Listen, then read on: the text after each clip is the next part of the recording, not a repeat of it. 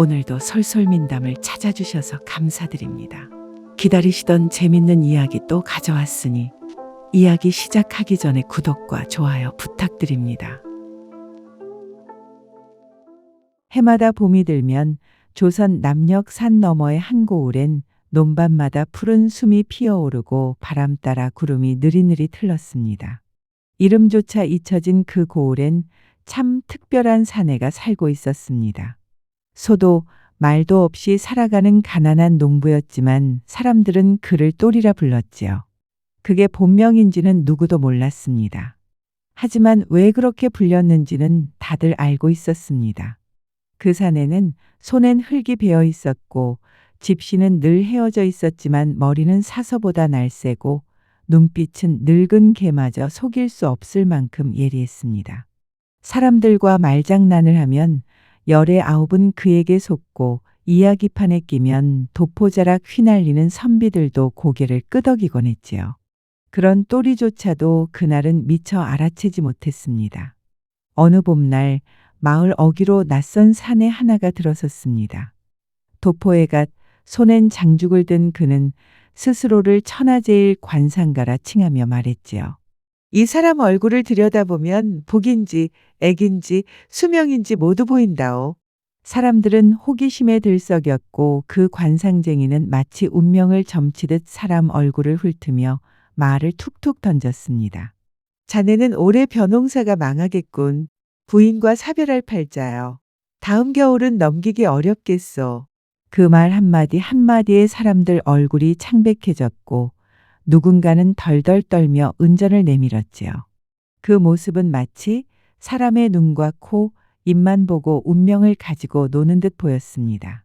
그 관상쟁이가 참인지 거짓인지 또리는 곰곰이 그를 바라보았습니다. 또리는 아직 몰랐습니다. 그 사내의 말이 얼마나 많은 이의 마음을 어지럽히게 될지, 그리고 그를 향한 자신의 한 수가 마을을 어떻게 바꾸게 될지를. 이제부터 들려드릴 이야기는 바로 그 또리 농부가 한 사람의 지혜로 어떻게 거짓된 관상가를 무너뜨렸는가에 대한 작지만 깊은 이야기입니다. 자, 그럼 이제 본격적으로 시작해 보겠습니다. 햇살은 연두빛이고 논두렁엔 개구리 울음이 퍼지는 봄 아침이었습니다. 장날을 맞은 마을엔 이른 새벽부터 짐수레가 오가고 장터 어귀에선 장사꾼들이 덮개를 걷어내며 제각각의 목소리로 손님을 부르기 시작했지요. 그때였습니다. 마을 어귀로 느릿느릿 걸어오는 사내 하나.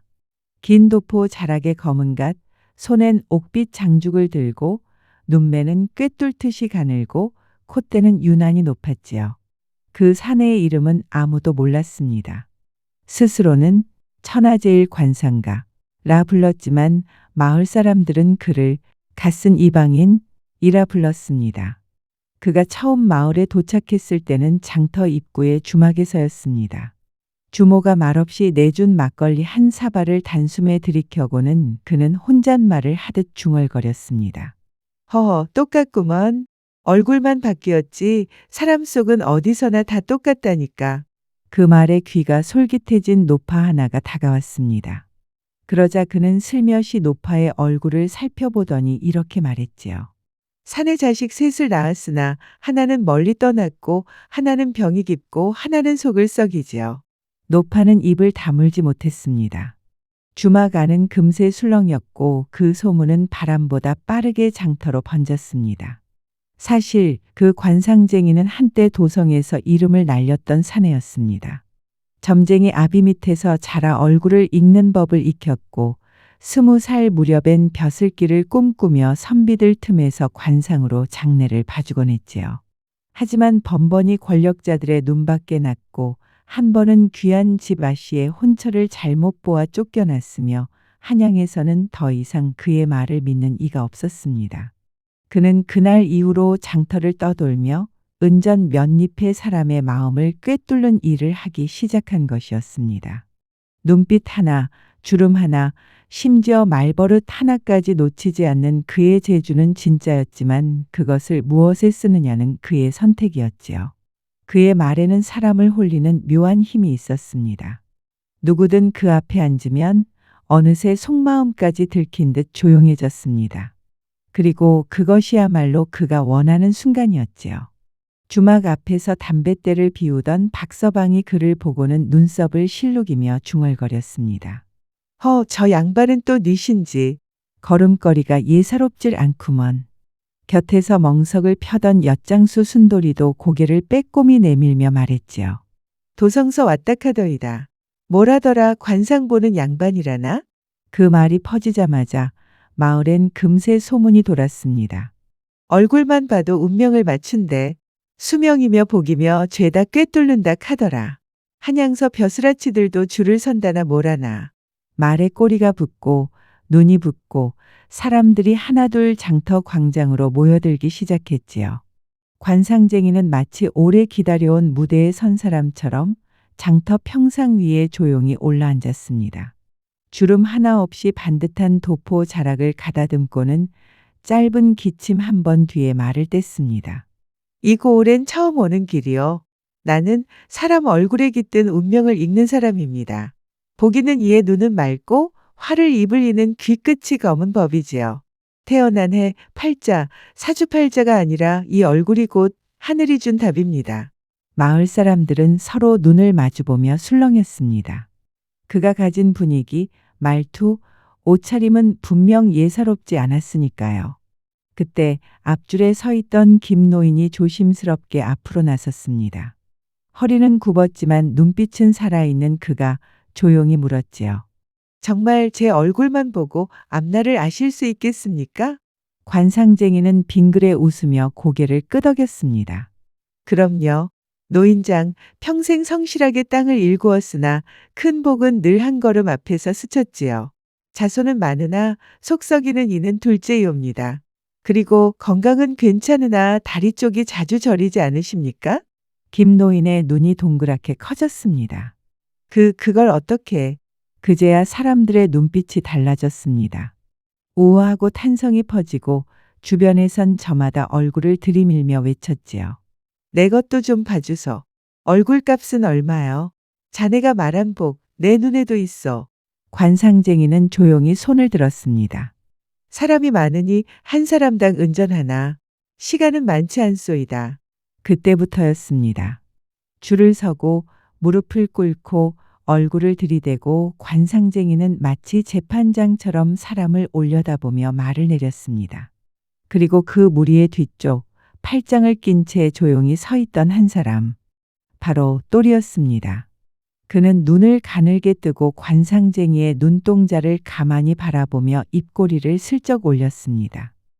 말은 그럴싸한디 무언가 좀 수상하구먼. 그 사내의 이름은 똘이. 사람들은 그를 농부라고 불렀지만 사실 똘이는 이 마을에서 가장 오래된 집안의 둘째 아들이었습니다. 형은 그를 익혀 한양으로 떠났고 똘이는 어린 시절부터 아버지를 따라 논두렁을 맴돌며 흙을 배우고 장터를 오가며 사람 마음을 읽는 법을 익혔습니다. 어머니는 일찍 여행터라 똘이는 말보단 눈으로 세상을 익혔지요. 그가 20살 무렵이었을까요? 마을에 장돌뱅이 하나가 들어와 허튼 약초를 팔며 노인을 속였을 때 똘이는 그 약초에 섞인 이파리를 보고 한눈에 그게 산 고양이 풀임을 알아챘습니다. 이건 열을 내리는 게 아니라 속을 뒤집는 독초지요. 그 한마디에 장돌뱅이는 혼비백산 도망쳤고 마을 사람들은 그날부터 그를 눈으로 말하는 사내라 불렀습니다. 똘이는 말수가 적었지만 마음 씀씀이가 깊었습니다. 누구든 도움이 필요하면 말없이 어깨를 내어주었고 아이들 싸움이 나면 먼저 달려가 말리는 사람이었지요. 장터에서는 엿장수의 속임수를 단번에 들춰냈고 또 어떤 해엔 술판에서 사또 아들의 거짓을 조곤조곤 논리로 꺾어낸 일도 있었습니다. 마을 어른들은 그를 아끼며 속은 깊고 손끝은 단단한 사내라 했고 아이들은 그를 따라다니며 배움이라도 얻으려 했습니다. 그가 지나가면 상인들은 인사를 건넸고 노인들은 뒷짐을 지고 이야기를 걸었지요. 마을 잔치나 제사 때면 빠지지 않고 손을 보탰고 억울한 이웃이 생기면 제일 먼저 나섰습니다. 그런 그가 오늘은 말없이 관상쟁이를 보고 있었습니다. 겉으론 가난한 농부였지만 속으론 이 마을의 사람들과 뿌리 깊이 엮인 믿음의 사내. 그가 이렇게 조용히 누군가를 바라보는 날엔 어김없이 마을에 한바탕 바람이 불곤 했습니다. 관상쟁이는 이제 마을 사람들 사이에서 귀신 같은 눈을 가진 사내로 불리고 있었습니다. 장터 평상엔 아침부터 줄이 길게 늘어섰고 아이들은 구경 삼아 돌 위에 올라서 얼굴을 쳐다보곤 했습니다. 처음엔 그저 얼굴을 보고 조심스럽게 말을 꺼내던 그가 점점 말수가 늘어나고 목소리에 확신이 더해졌습니다. 이마가 좁고 눈매가 흐리니네. 형제간 우환히 딸을 팔자요. 귀가 얇고 턱이 뾰족하니 남의 말에 쉽게 흔들릴 상이요. 어떤 이들은 말없이 고개를 끄덕였고 어떤 이들은 눈시울을 붉히며 돌아섰습니다. 말은 예언처럼 퍼졌고 그의 말 한마디에 사람들의 관계와 선택이 바뀌기 시작했습니다. 장의 쌀을 팔러 나온 젊은 부부가 있었습니다. 관상쟁이는 남편을 보고 말했지요. 자네는 올가을 부부운이 어그러질 상이요. 그날 저녁 부인은 남편에게 울며 물었습니다. 정말 우리 사이에 무슨 일이 생기는 거야? 남편은 대답하지 못했습니다. 그는 고개를 돌린 채 술잔만 기울였고 부인은 이불을 덮은 채 등을 돌리고 말았지요. 그날 밤 두 사람은 같은 방에 누워 있으면서도 한마디 말도 섞지 않았습니다. 말 한마디가 그들의 평범했던 하루를 뒤흔든 것이었지요. 한 노파는 관상쟁이에게 며느리 될 사람의 상을 물었습니다. 그는 눈을 지그시 감았다가 조용히 말했습니다. 눈꼬리가 올라간 상은 시어머니와 화합이 어렵습니다. 자손복은 크나 어른복은 박하오. 노파는 며느리감을 돌려보냈고 며느리 될 아씨는 다음날 마을을 떠났습니다. 젊은 총각 하나가 관상쟁이 앞에 앉았습니다. 관상쟁이는 이마에 점을 가리키며 말했지요. 이 자리에 점이 있는 이는 길을 헤매다 남의 재물을 탐하게 됩니다. 그 말이 퍼지자 총각은 며칠 만에 장에 나타나지 않았고 누군가는 그가 떠돌이 무리에 섞였다고 말했습니다. 이렇듯 관상쟁이의 말 한마디는 사람들 마음속 깊은 곳을 찔렀고 사람들은 그 말을 되새기며 스스로의 삶을 바꾸기 시작했습니다. 그리고 그 모든 광경을 또리는 조용히 지켜보고 있었습니다. 그의 눈빛은 관상쟁이보다 더 깊고 더 멀리 보는 듯했습니다. 말 한마디가 이렇게 사람을 흔들 줄이야. 그는 마음속으로 중얼이며 아직 말하지 않았습니다. 하지만 곧 바람은 방향을 틀게 될 것입니다. 장터 끝 약초가게 앞 평상. 또리는 팔짱을 낀 채 하늘을 바라보며 깊은 생각에 잠겨 있었습니다. 햇살은 따뜻했지만 그의 이마엔 걱정 어린 주름이 드리워져 있었지요. 그의 눈썰미는 남달랐습니다. 어려서부터 아버지를 따라 밭을 갈고 들판을 오가며 소를 돌보던 날들이 그의 눈을 단련시켰지요. 농부의 삶은 혼자 살 수 없기에 또리는 사람의 얼굴빛, 말투, 손끝의 움직임까지 민감하게 살피며 살아야 했습니다. 그 사람 도성에서 왔다고 하던데 말이야. 장터에서 보니 무거운 짐을 왼손으로 들더라고. 그리고 책장을 넘길 때도 왼손을 쓰던데 뭐 왼손잡이라고 해서 이상한 건 아니지만 말이야. 관상쟁이라면 어릴 적부터 글을 익히고 어른들 밑에서 오래 배웠을 텐데 말투도 어색하고 하는 짓도 영엉성해. 겉으로는 번지르르하지만 속은 텅 빈 항아리 같다고 해야 하나. 그날도 또리는 관상쟁이 손등에 남은 화상 자국을 유심히 바라보았고 말끝마다 섞이는 어설픈 한양 사투리에서 위화감을 느꼈습니다. 그는 조용히 혼잣말을 내뱉었습니다. 진짜 관상쟁이라면 왜 저렇게 사람 속을 후벼 파듯 말을 할까? 남을 돕기보다 갈라놓는 데에 능한 자라니. 그날 이후 또리는 마을을 천천히 돌기 시작했습니다. 관상쟁이의 말을 들었던 사람들을 하나씩 찾아다니며 조심스럽게 이야기를 꺼냈습니다. 장터에서 장작을 고르던 젊은 안악에게 그는 다가가 말했습니다. 고개를 숙이며 장작을 쥐던 안악은 눈을 피하며 말했지요. 그날 이후로 남편이랑 말을 섞는 게 조심스러워졌어요. 괜히 눈치만 보게 되고요. 외양간 앞에서 지푸라기를 정리하던 노파에게 그는 인사하며 다가갔습니다. 노파는 고개를 돌리지도 않고 말했습니다. 그 아씨, 내 맘에 꼭 들었는데 말이지. 자손복이니 어른복이니 그런 말 듣고 나니까 도통 마음이 편치 않아서 말이야. 내가 잘못한 걸까? 자꾸 그런 생각이 들어. 샘터 옆에서 물동이를 채우던 젊은이에게도 말을 건넸습니다. 또리는 조심스레 다가가며 물었습니다. 혹시 그날 관상쟁이 말 들었지요? 무슨 이야기를 했던가요? 젊은이는 물동이를 내려놓고 잠시 뜸을 들이다가 고개를 저으며 말했습니다. 사실 우리 집 머슴으로 오래 일했던 친구 이야기였어요. 욕심도 없고 성품도 착한 친구였는데 관상쟁이가 하는 말 듣고 나선 뭔가 이상해졌어요. 괜히 그 말을 자꾸 곱씹게 되고 나까지 의심하게 되고 관상쟁이 말투도 어딘가 어색했고 사람을 쏘아보는 눈빛도 좀 차가웠어요. 또리는 사람들의 얼굴을 찬찬히 살폈습니다. 그들의 말 속엔 후회와 망설임 그리고 무엇보다도 불안이 스며 있었습니다. 그는 고개를 끄덕이며 되뇌었습니다. 사람 마음을 쥐락펴락하는데 진심이 없다면 그것이야말로 죄가 아닌가? 그날 밤 또리는 자신이 손수 지은 초가집 안에 앉았습니다. 초가집엔 조용한 등불만이 깜박였고 마을에 젊은 목수 정파리가 마주 앉아 있었습니다. 잔을 기울이며 또리는 말했습니다. 정파리, 나랑 같이 한번 계책을 세워보세. 정파리는 고개를 갸웃하며 물었습니다. 무슨 일이요? 요 며칠 얼굴이 심상찮던데요. 또리는 천천히 잔을 내려놓으며 대답했습니다. 거짓은 언젠가 들통나게 돼 있지. 근데 그냥 놔두긴 어렵다 싶네. 사람 마음이 이렇게 휘청거리면 마을이 흔들리거든. 정파리는 이를 악물며 고개를 끄덕였습니다. 그자 눈빛부터 수상했지. 좋아요. 같이 해봅시다. 그렇게 두 사람의 작당이 조용히 시작되었습니다. 등잔불 아래 또리와 정파리가 진지하게 마주 앉아 있었습니다. 정파라, 이놈 한번 제대로 골려줘야겠다. 또리는 입꼬리를 올리며 낡은 보따리를 꺼냈습니다. 안에는 윤기 흐르는 두루마기와 관모, 도성에서 흘러들어온 뿔테 안경이 곱게 접혀 있었습니다. 정파리는 그걸 보자마자 눈이 휘둥그레졌습니다. 아니, 이거 어디서 난 거요? 어르신 댁 뒤뜰 창고에서 잠깐 빌린 거지. 또리는 장난기 어린 표정으로 웃었습니다. 내일 아침 보기는 상으로 관상 한번 받아볼까 해. 정파리는 눈을 동그랗게 뜨며 웃음을 터뜨렸습니다. 재미는 구경거리겠네요. 얼굴을 바꿔서 속여볼 생각인 거죠? 그래, 관상은 눈이 아니라 머리로 보는 거라며?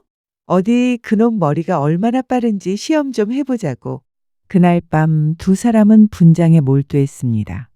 정파리는 또리의 머리를 정갈이 다듬고 눈썹을 짙게 그려줬습니다. 또리는 기름을 발라 피부를 윤기 나게 만들고 옷을 단정히 여몄습니다. 정파리는 감탄을 금치 못하며 말했습니다. 도성에서 방금 내려온 양반이 따로 없네요. 또리는 거울을 보고 천천히 웃었습니다. 이제 진짜 관상쟁이 한 명 골탕 먹일 시간이다. 다음 날 아침 장터는 이른 시간부터 사람들로 북적였습니다. 도성서 내려온 큰집 자제가 관상 보러 나왔다더라. 소문은 금세 퍼졌고 사람들은 궁금한 눈빛으로 관상가 앞에 모여들었습니다. 관상가는 의기양양하게 앉아 있었습니다. 어제까지 그를 의심하던 몇몇도 떠도는 입소문에 마음을 돌리고 있었습니다. 그때 사람들 사이를 헤치고 복색이 단정한 사내가 나타났습니다. 고개를 높이 들고 당당하게 걸어오는 그는 어디서 봤던 것 같은 얼굴이었지만 쉽게 떠오르지 않았습니다. 관상 한번 봐주시지요. 사내는 낯선 억양 없이 또렷한 목소리로 말했습니다. 관상가는 찬찬히 사내를 살폈습니다. 눈빛이 맑고 이마는 넓으며 귀는 살이 찼고 코가 반듯하니 입신양명의 상이옵니다. 그렇습니까? 저도 그런 말 종종 들었습니다. 사내는 겸손하게 고개를 끄덕였습니다. 그러자 관상가는 코웃음치며 말했습니다. 내가 원래 관상으로는 조선 최고요. 그 말을 들은 사내는 조용히 관모를 벗었습니다. 그리고 안경을 벗자 그 순간 사람들 사이에서 탄식이 흘러나왔습니다. 저거 또리 아냐? 장작 나르던 그 청년이잖아. 관상가의 얼굴은 창백해졌고 말문이 막혔습니다. 또리는 그를 정면으로 바라보며 말했습니다. 복이는 상이라고 했어. 부귀영화라 했어. 그런데 왜 이 옷을 벗으면 복이 없단 말이요? 그렇다면 나의 복은 이 옷에 달렸나? 정파리가 군중을 뚫고 앞으로 나왔습니다. 이 양반은 어제 나보고 상투가 짧다고 했지. 근데 내가 이 마을에서 제일 부지런하거든. 사람들은 하나둘 고개를 끄덕이며 관상가를 바라보았습니다. 누군가 조용히 말했습니다. 이제 알겠네. 그 사람 진짜가 아니었어. 관상가는 슬금슬금 뒷걸음질치다 사람들에 막혀 도망치지 못했습니다. 그의 눈엔 당황과 수치심 그리고 패배감이 뒤섞여 있었습니다. 또리는 말했습니다. 진짜 관상은 얼굴이 아니라 삶에서 드러납니다. 마을 사람들 더는 그 허튼 소리에 흔들리지 마시오. 관상가는 더 이상 도망칠 수 없었습니다. 장터 한복판에 선 그는 사람들의 시선 앞에 꼼짝없이 갇힌 듯했습니다. 땀은 등줄기를 타고 흘렀고 얼굴은 새하얗게 질려 있었습니다. 하지만 그는 갑자기 소리쳤습니다. 이건 계략이요. 일부러 날 속인 것이잖소. 저 자가 분장을 하고 나온 거잖소. 또리는 팔짱을 낀 채 천천히 걸어 나왔습니다. 미소를 머금은 얼굴로 말했습니다. 속인 건 누구였죠? 저는 그저 관상쟁이님의 눈을 믿었을 뿐인데요. 장터에 있던 사람들이 하나둘 수군대기 시작했습니다. 한 사내가 외쳤습니다. 우리도 다 속았잖아. 그 말 듣고 내 딸 혼처까지 깼다고. 장터 구석에서 할머니 하나가 분을 이기지 못한 듯 지팡이를 땅에 내리찍으며 말했습니다. 저 말 듣고 며느리 내보냈더니 아이고 내가 어찌 그럴 수 있었을꼬.